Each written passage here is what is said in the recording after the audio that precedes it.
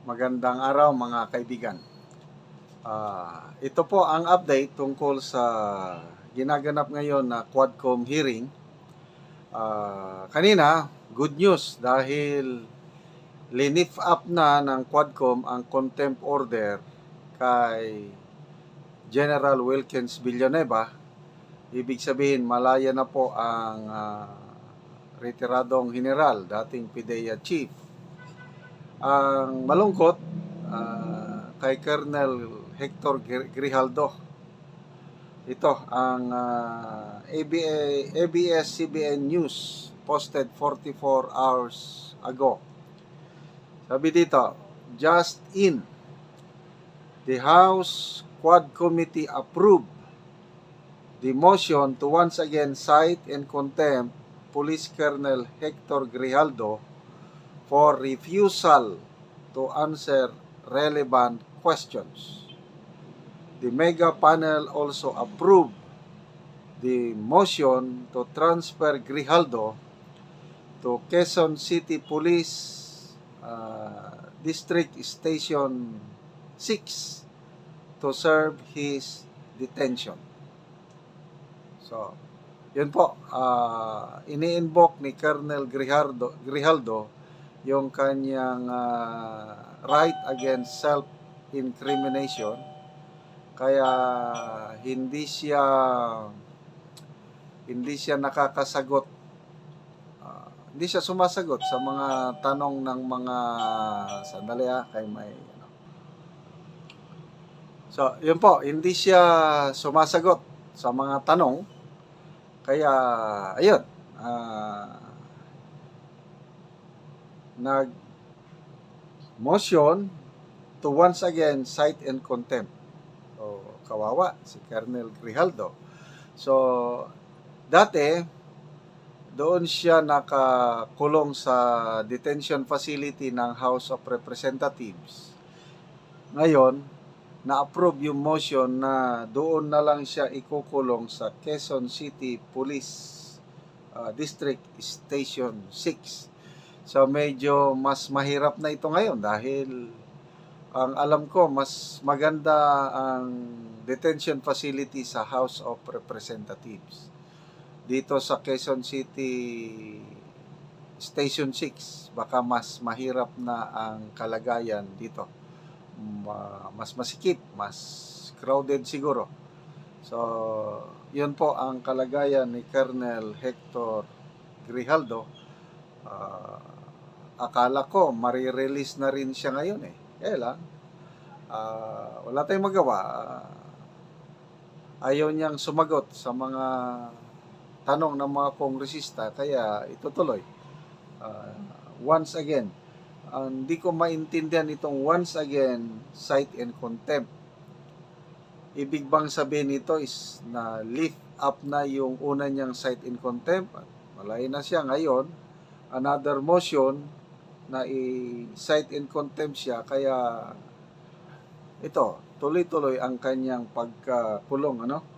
Magbasa lang tayo sa mga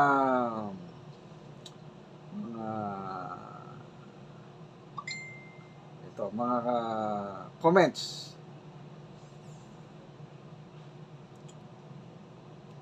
J. Farcon, sabi dito, nagkunwari lang korte ang Quadcom, walang alam sa batas.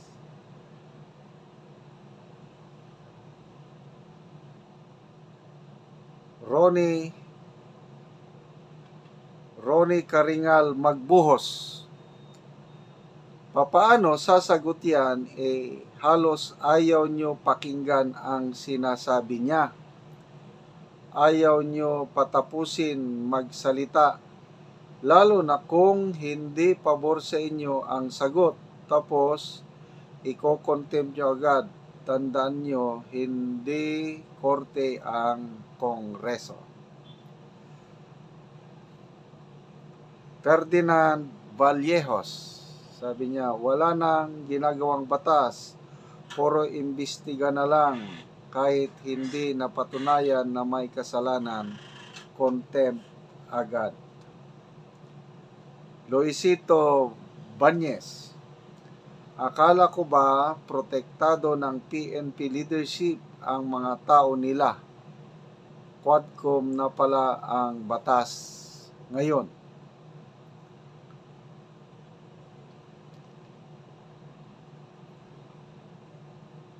Marlito Albesa, insulto yan sa sandatang lakas ng Pilipinas. Ay, mali ito. Hindi naman sandatang lakas ito. PNP man ito.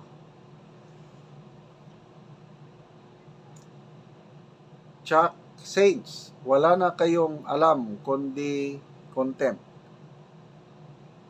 Crescente Ramirez, hintayin nyo ang mga tao humusga sa inyo.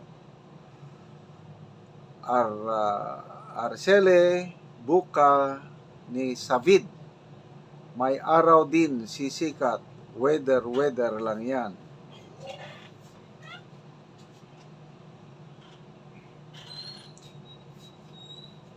Sayan Court, sana lang bayaan nyo magpaliwanag, patapusin, sinasabi, pinuputol nyo agad pala, papaano nga sasagot pa.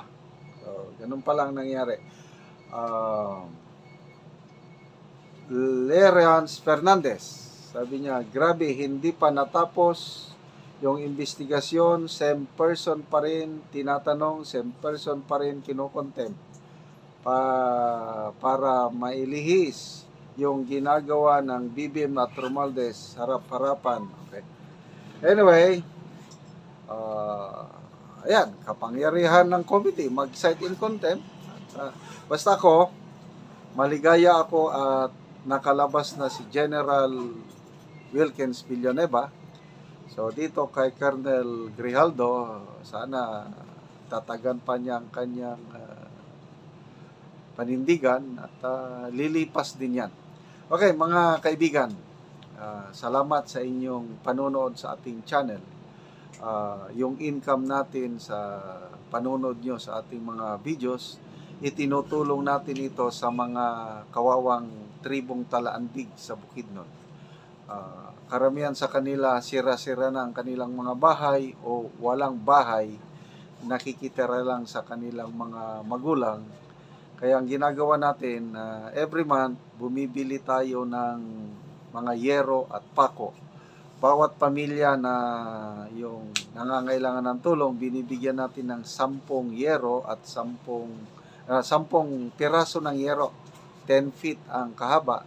At binibigyan natin ng 10 kilo assorted nails para makapagpatayo sila ng sariling bahay or ma-repair nila ang kanilang tumutulong bubong or yero. So, salamat sa inyong suporta. Panoorin nyo itong video na ito kung saan may pakita ang kawawang kalagayan ng mga Talaandig na tribo at ngayon natutulungan natin sila.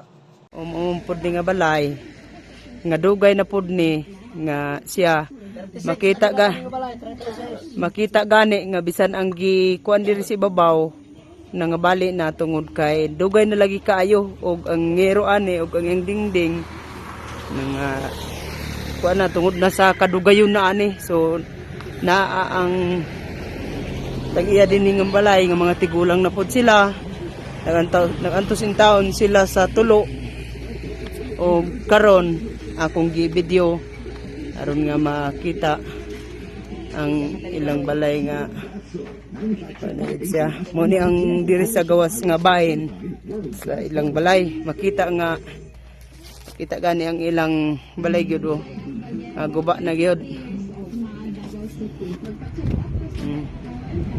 ni ang nasa gawas nga bahin nagid siya nga balay guba na ang dingding wala na po nagkadimao pero nagantos gyapon ang mga tigulang sa pagpuyo dinhi ng balaya. Kita lagi sa gawas gyud nga kuan na gid kayo luoy na gid kayo sila mga tigulang labi na sa sulod. Sige manang adto ta sa sulod dire. Una ni ang kasuluran niya. Mana ni ang iyang kasuluran. Ang iyang dingding. Sulod nga. O ang senior citizen na yung taon, tigulang na gyud kaayo ang gapuyo ni ini nga balay. Muna ni siya, nagatulo na. So kinanglan na gyud sila og tabang tungod sa ilang kaimta nga mag-ulan. Ulan na gyud ang ilang ang kaluoy gyud sa ila kay mga tigulang na pod sila. Apid-apid na gibutangan na gani og unsa naman ay gibutang man ang ana. Kanang gibutang na sa plywood na lang. Plywood na lang. Pangan og kawayan. Oo. Kunan og kawayan na sige lang. Ampo lang ta sige na matagaan yapon mo. Manang inanin yung kwan tigulang na mo ni tatay. So matabangan gyud mo. Adik apil ang picture.